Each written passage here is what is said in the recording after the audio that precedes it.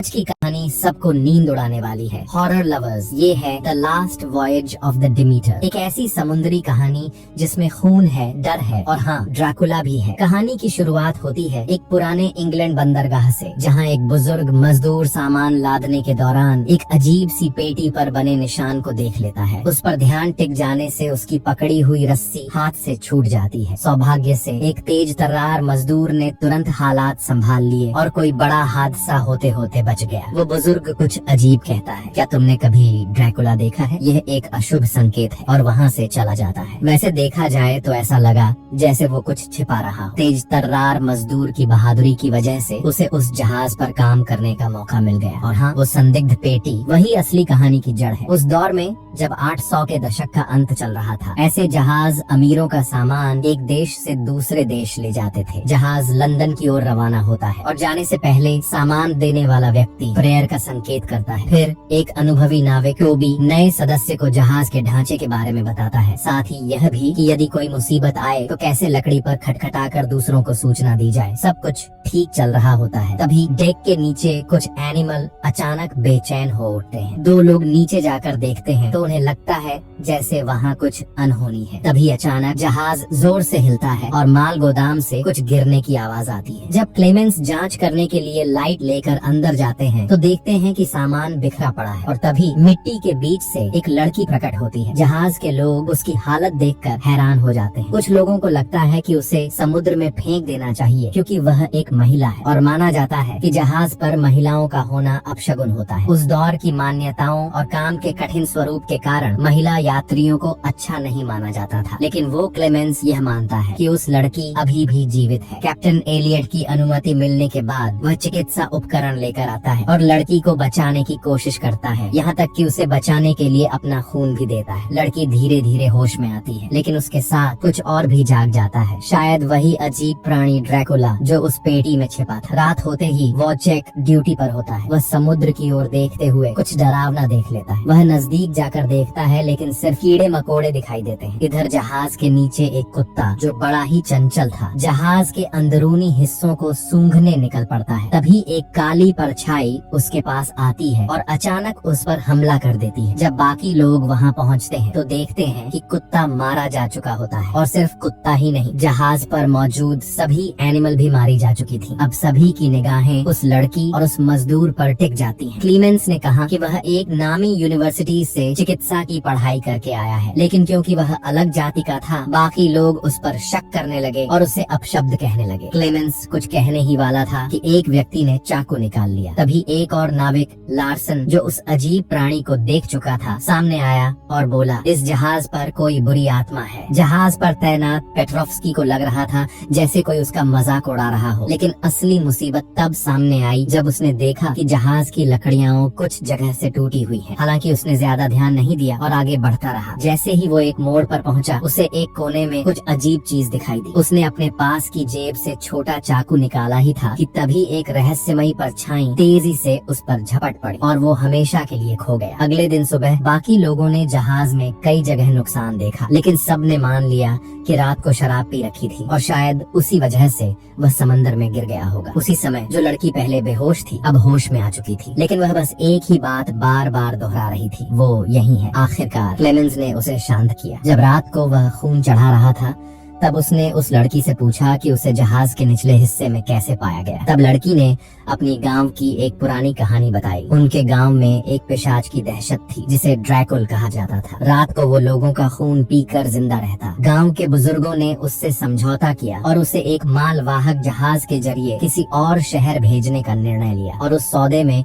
उस लड़की को उसकी बलि बना दिया गया। अब वो डरावना राक्षस डीमन इसी जहाज पर था। उसी रात जब एक अन्य मेंबर ड्यूटी पर था, अचानक तेज आंधी और बारिश शुरू हो गई। ओल्गारेन जब केरोसिन लैंप जलाने गया तो उसे आभास तक नहीं हुआ कि कोई खतरा चुपचाप उसकी तरफ बढ़ रहा है। सौभाग्य से उस वक्त कुछ नहीं हुआ, लेकिन तभी कहीं से लकड़ी पर दस्तक की आवाज आई। वह समझा कि कोई साथी मस्ती कर रहा है, लेकिन दूसरे ने भी वही आवाज सुनी। अब दोनों को लगा कि कुछ गड़बड़ है। तभी एक उसमें से आगे बढ़ा और ऊपर से वह प्राणी झपट पड़ा। उसका असली रूप देखकर दूसरा वॉचेक दंग रह गया। लेकिन आश्चर्य की बात ये थी कि वह क्रीचर अंदर जाने की बजाय बाहर ही मंडराता रहा। तेज झटकों के साथ जहाज एक ओर झुकने लगा। सभी लोग तुरंत कंट्रोल रूम की ओर दौड़े और जहाज को संतुलित करने की कोशिश करने लगे। इसी बीच जब सभी गश्ती कर रहे थे तो क्लेमेंस ने देखा कि साथी टोबी के कंधे पर खून की बूंदें गिरी हैं। ऊपर देखा तो एक अन्य साथी जो लापता था अब बेहोश अवस्था में लटका हुआ था। नीचे लाने पर अचानक वह उठ खड़ा हुआ। हालत को संभालने के लिए उसे बांधना पड़ा। अब कप्तान ने आदेश दिया कि सब लोग हथियार लेकर जहाज की पूरी तलाशी लें। सब जगह खोजबीन की गई लेकिन उस क्रीचर का कोई सुराग नहीं मिला। इसी दौरान ओल्गरेन बंधा हुआ था। वह अचानक छूट गया और टोबी के पास जा पहुंचा। शुरू में टोबी को कुछ शक नहीं हुआ लेकिन जैसे ही उसकी आंखों में झांका उसने देखा कि उसकी आंखें पूरी सफेद थीं, मानो वो इंसान न होकर कुछ और बन चुका हो। टोबी ने खुद को कमरे में बंद कर लिया। बाहर अचानक सब कुछ शांत हो गया। जब वो डर के मारे भगवान से दुआ कर रहा था तभी बाहर से जोर जोर से दरवाजा पीटे जाने की आवाज आई। अब ओल्गारेन अपना सिर दरवाजे से मार रहा था। शिप पर मौजूद बाकी लोग भी